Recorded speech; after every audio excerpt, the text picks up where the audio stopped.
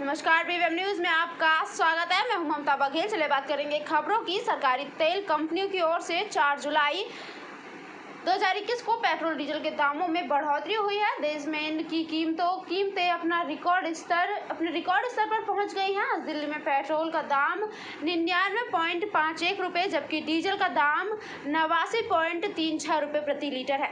मुंबई में पेट्रोल की कीमत 105.58 रुपये व डीजल की कीमत 96.91 रुपये प्रति लीटर है। राजस्थान, मध्य प्रदेश, महाराष्ट्र, आंध्र प्रदेश, तेलंगाना, कर्नाटक, ओडिशा, जम्मू कश्मीर और लद्दाख में पेट्रोल का भाव 100 रुपये पार हो चुका है। इसके अलावा महानगरों में मुंबई, हैदराबाद और बेंगलुरु में पेट्रोल पहले ही 100 रुपये प्रति लीटर के आंकड़े को पार कर चुका है।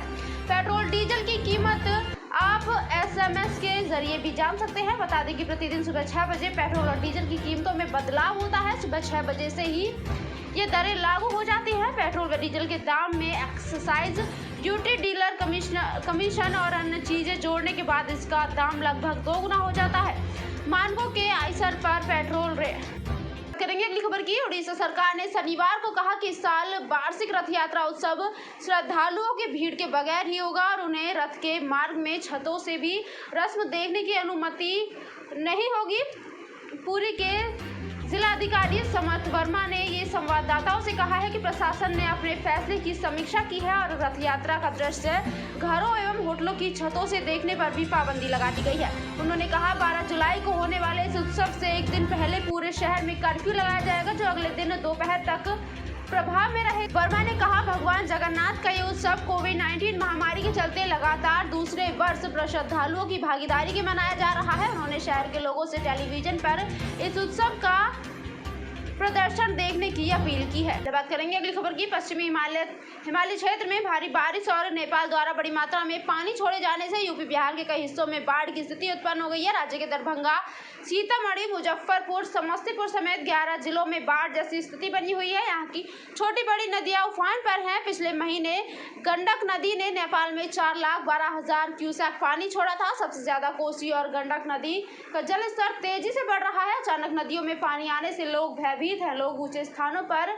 ठहराव किए हुए हैं। हजारों लोग घर छोड़कर सुरक्षित स्थानों पर पहुंच गए हैं तो कई मजबूरन निचले इलाकों में ही ठहरे हुए हैं। दरभंगा और मोतिहारी में तो कई इमारतें पानी में समा गई हैं। मोतिहारी में नदी किनारे एक मकान देखते ही देखते जलमग्न हो गया। भवानीपुर में 5 कमरों का मकान और गनीमत रही कि मकान में उस वक्त कोई भी नहीं था। इसमें कई लोगों की जान भी जा सकती थी। मकान पानी में ढहने की वजह से नदी में ज्यादा पानी आना और जमीन का खिसकना माना जा रहा है। बिहार में नदियों के बढ़ते जलस्तर और कई इलाकों में पानी भरने के बाद लोग निचले स्थानों को छोड़कर ऊंचे इलाकों में जा रहे हैं। आम लोगों के साथ साथ बाढ़ के कारण मवेशियों के लिए भी संकट पैदा हो गया है।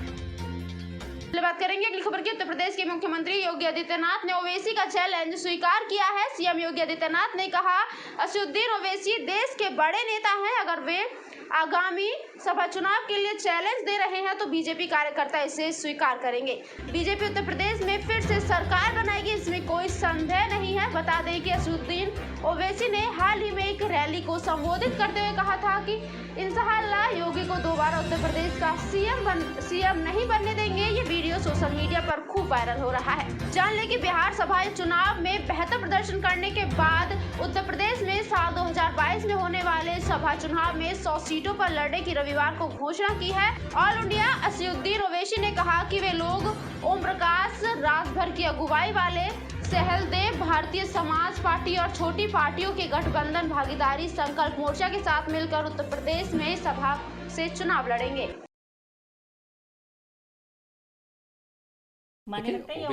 ओवैसी जी देश के बड़े नेता हैं और देश के अंदर प्रचार में जाते हैं। उनका अपना एक जनाधार है। अगर उन्होंने भारतीय जनता पार्टी को चैलेंज किया तो भारतीय जनता पार्टी का कार्यकर्ता उनके चैलेंज को स्वीकार करता है। भारतीय जनता पार्टी की सरकार बनेगी, कोई संदेह नहीं होना चाहिए। बढ़ेंगे अगली खबर की ओर। फिलीपींस एयरफोर्स का एक CI-30 विमान एक बड़े हादसे का शिकार हो गया है। फिलीपींस सशस्त्र बलों के प्रमुख श्रीलेटो सेवजाना ने कहा कि रविवार को दक्षिणी फिलीपींस में एक सैन्य विमान दुर्घटनाग्रस्त हो गया। इस विमान में कम से कम 92 लोग मौजूद थे जिनमें से 17 लोगों की मौत हो गई है। अब तक इस विमान के जलते हुए मलबे से 40 लोगों को बचा लिया गया है। जानकारी के मुताबिक फिलीपींस की वायुसेना का एक C-130 विमान जिसमें 85 लोग सवार थे, रविवार की सुबह पार्टिकुल सुलू के पास हादसे का शिकार हो गए। ऐसी खबर है कि जब सुलू प्रांत में विमान जिलोपी पर उतरने की कोशिश कर रहा था तो उसी समय विमान में आग लग गई। सेवोजाना ने संवाददाताओं से कहा, ये बहुत दुर्भाग्यपूर्ण है। विमान रनवे पर उतर नहीं पाया। विमान चालक ने उसे फिर से नियंत्रित करने की कोशिश की लेकिन वह ऐसा नहीं कर पाया। विमान दुर्घटनाग्रस्त हो गया। बता दें कि प्लेन में मौजूद ज्यादातर सैनिकों ने बेसिक ट्रेनिंग ली थी। लोगों को आतंकी गतिविधियों के लिए मशहूर आइसलैंड पर तैनात किया जाना था। फिलीपींस के इन आइसलैंड पर मुस्लिम आबादी बहुसंख्यक है। यहाँ फिरौती के लिए किसी का अपहरण होना आम बात है।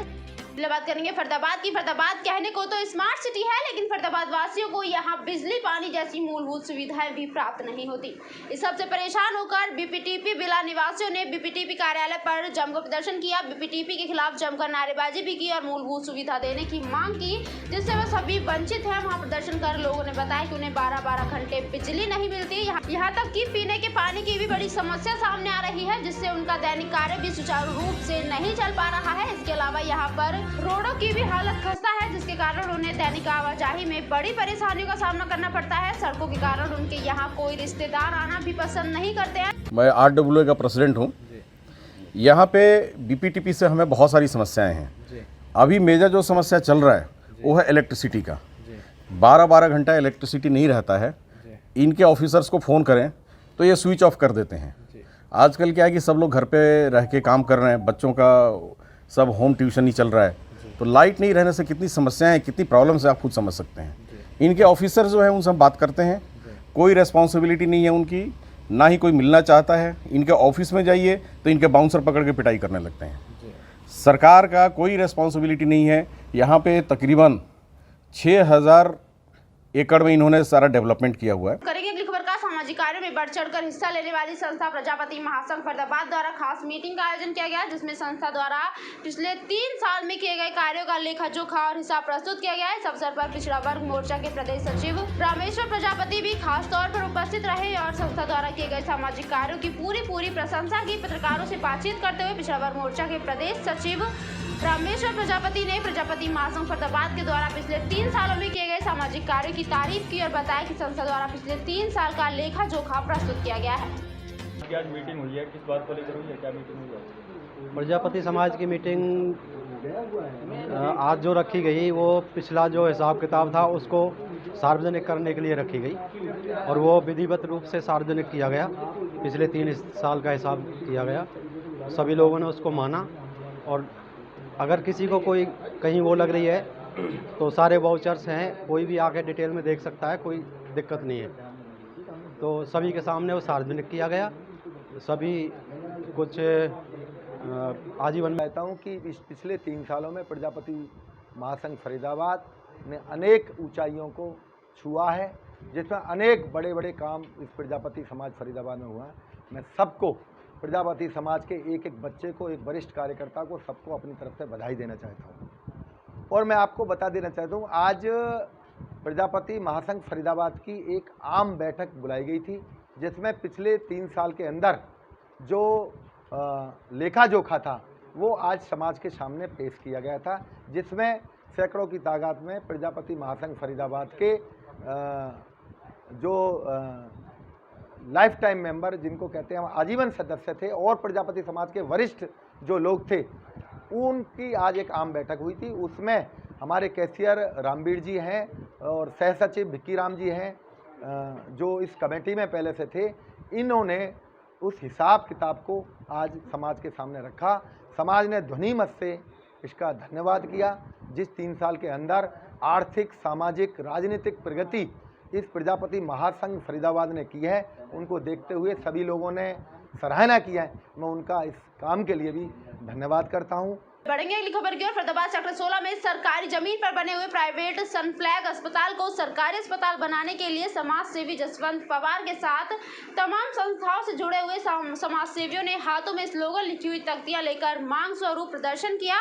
फरीदाबाद में केंद्रीय राज्य मंत्री कृष्णपाल गुर्जर, कैबिनेट मंत्री मूलचंद शर्मा सहित मुख्यमंत्री और स्वास्थ्य मंत्री से अपील की है कि इस अस्पताल को सरकारी अस्पताल बनाया जाए। आपको बता दें, सनफ्लैग अस्पताल सरकारी जमीन पर बना हुआ एक प्राइवेट अस्पताल है जो कि पिछले लंबे अरसे से बंद पड़ा हुआ है, जिसे अब फिर से निजी लोगों के हाथों में देने की बात कही जा रही है, जिससे खफा लोगों ने सरकार से मांग करते हुए कहा कि फरीदाबाद की आबादी करीब 30 लाख है और जिनके पास स्वास्थ्य के नाम पर सिर्फ एक सिविल अस्पताल है, ऊपर से ग्रेटर फरीदाबाद को बसाने की नींव भी रखी जा चुकी है। ऐसे में सेक्टर 16 में बने हुए इस सनफ्लैग अस्पताल को सरकार अपने हाथों में लेकर लोगों के स्वास्थ्य को ध्यान में रखते हुए सरकारी अस्पताल बना दे ताकि लोगों को समय पर सही स्वास्थ्य सेवाएं मिल सके।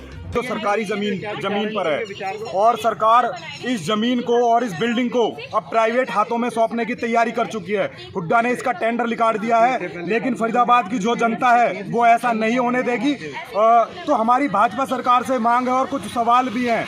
क्या फरीदाबाद की जो जनसंख्या है वो 25 से 30 लाख है और एकमात्र बीके हॉस्पिटल है, तो फिर इस जो सनफ्लैग अस्पताल है फिर इसको प्राइवेट हाथों में सौंपने की तैयारी क्यों? आम जनता का खून क्यों चूसा जा रहा है? आम जनता को यह हॉस्पिटल क्यों समर्पित नहीं किया जा रहा? क्या चोर दरवाजे से राजनेता इस अस्पताल को प्राइवेट हाथों में सौंपना चाहते हैं? क्या इसमें राजनेताओं की भी भागीदारी है, क्या हिस्सेदारी है? दूसरा सवाल, राजस्व की जब बात आती है तो फरीदाबाद दूसरे नंबर पर हरियाणा सरकार को चलाने के लिए पैसा देता है। वो हमारे टैक्स का पैसा होता है, फरीदाबाद की जनता का पैसा होता है। फिर स्वास्थ्य सुविधाओं की बात आती है तो हमको क्यों अनदेखा किया जाता है? एकमात्र हॉस्पिटल 30 लाख की आबादी पर, तो हम ऐसा नहीं होने देंगे।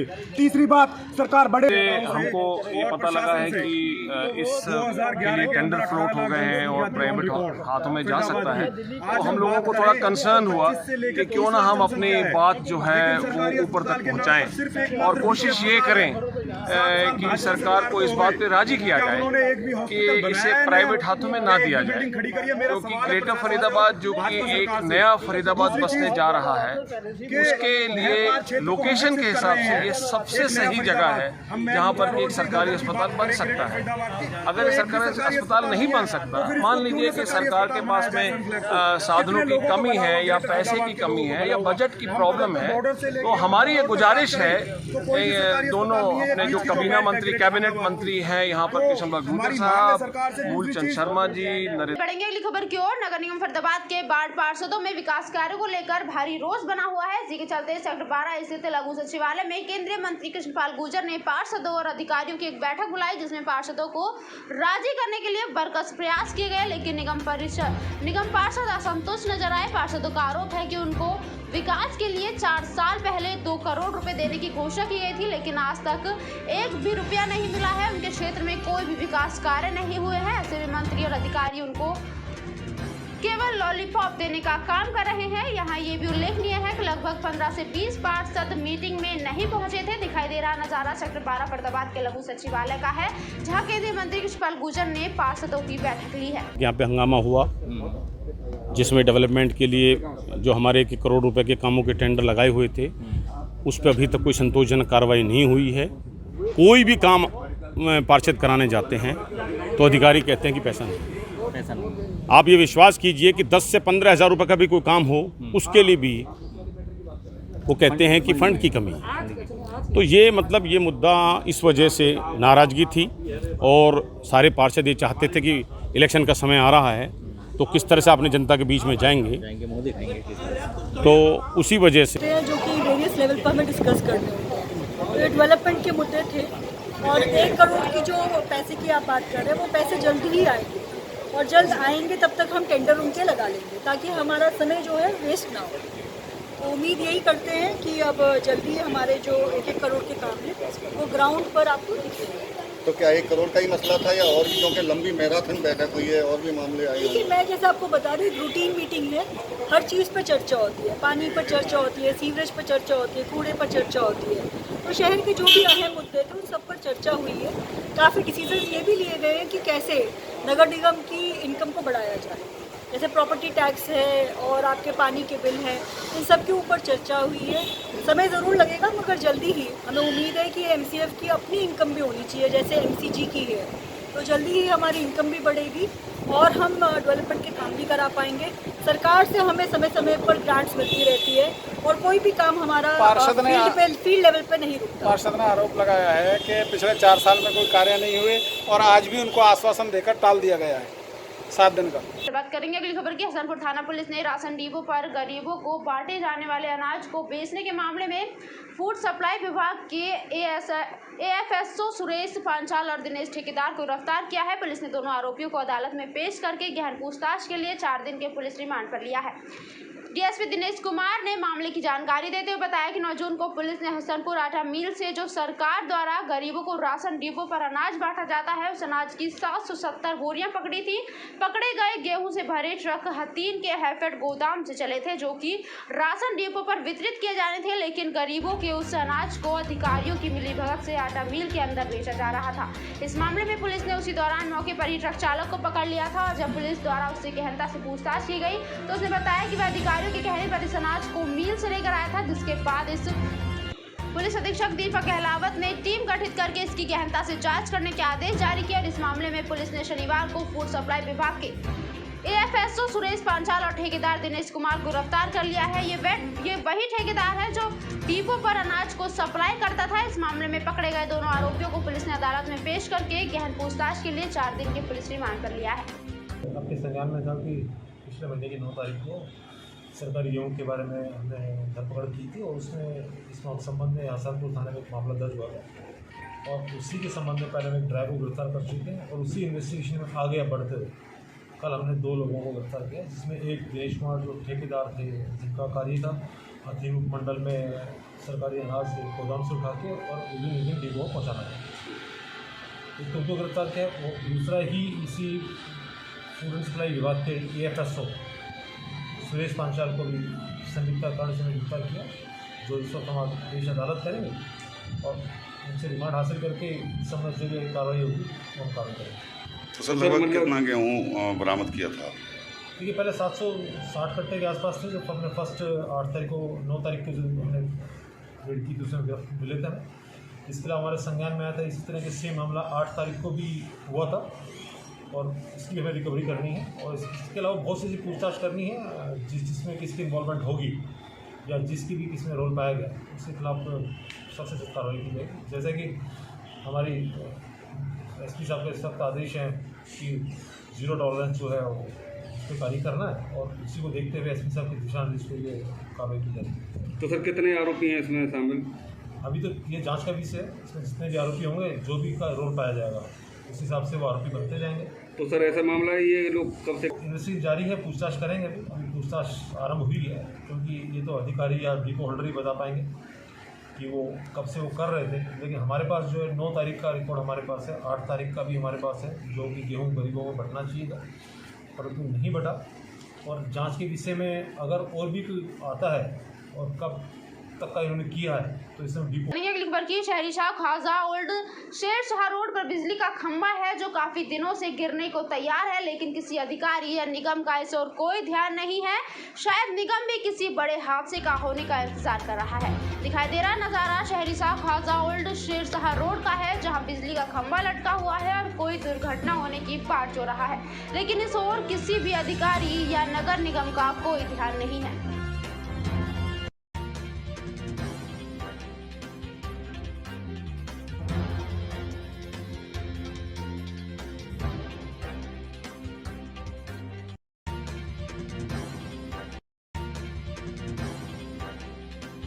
VVM न्यूज़ में फिलहाल के लिए इतना ही। आप बने रहिए हमारे साथ, देखते रहिए VVM न्यूज़। नमस्कार।